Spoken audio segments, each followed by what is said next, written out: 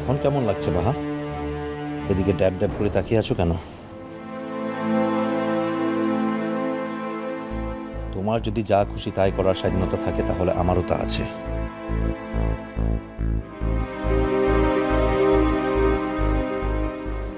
অর্চি, বলো। তোমাকে একটা কথা বলবো।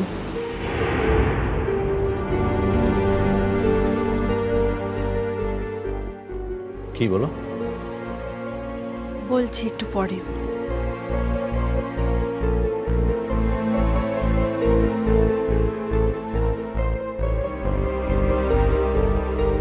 আচ্ছা।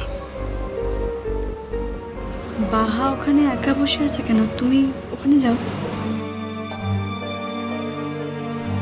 কেন বাহার কাছে যেতে হবে কেন? না মানে এমনি আমি বললাম। বলবে না? আজ বাহা আমার স্ত্রী বলে কি কোনো পাবলিক প্লেসে আমি তোমার পাশে বসতে পারবো না?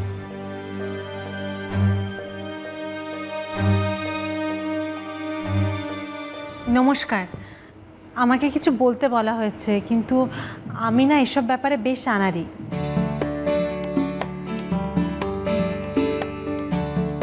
খুব একটা গুছিয়ে কথা বলতে পারি না। তবুও একটা কথাই আপনাদের বলবো, গানই আমার জীবনের সেই ব্যতিক্রম যাকে আমি বারবার আঁকড়ে ধরে বাঁচতে চেয়েছি, অথচ সে আমায় জোর করে দূরে ঠেলে সরিয়ে দেয়নি।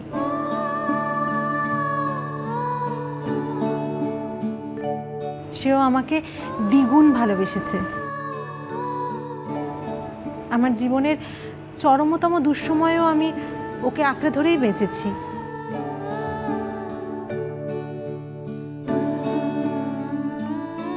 ও আমার সাথে কোনো বিশ্বাসঘাতকতা করেনি, কোনো প্রতারণাও করেনি।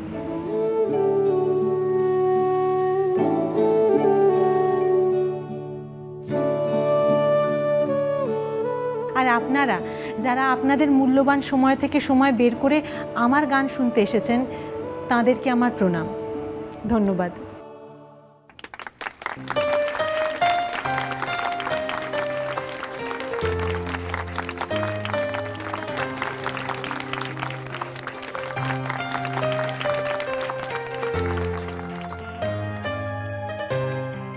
অর্চি বাবু একটু বারো মোর দিকে ফিরেও তাকাইছে না।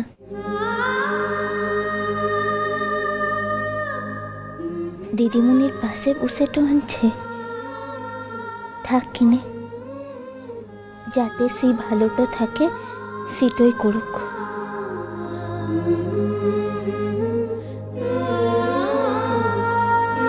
গোছানো নয় কিন্তু খুব আন্তরিক।